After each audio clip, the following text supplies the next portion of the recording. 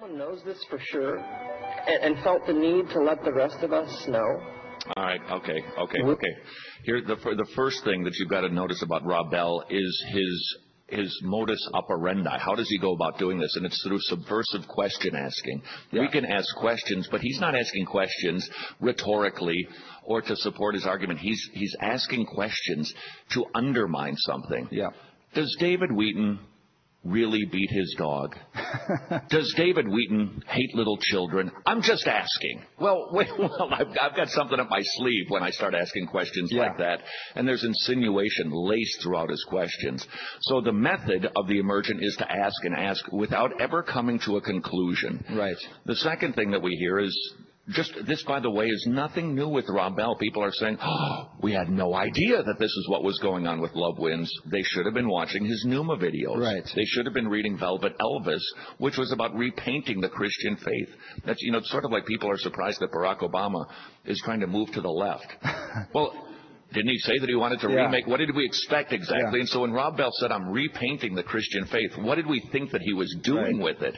And so by asking these questions, he's simply doing what he's been doing for years and using Gandhi by, really? He's in hell. The response that I would have to Rob Bell is just the opposite, because he's not saying that Buddha gets somebody to heaven. He would say Jesus is getting them to heaven. They just don't know who he is.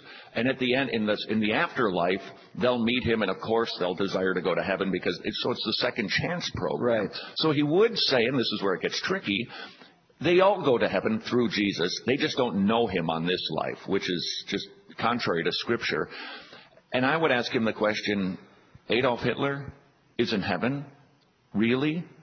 Well, love wins in the end. Right, because he's doing the opposite. Gandhi's in hell, really, because everybody thinks that he's such a wonderful man, even though the new book, Great Soul, by the way, indicates that Gandhi was not such a swell fellow who didn't always act, he wasn't always a peace promoter. He did endorse violence. He wanted to be in the British Army.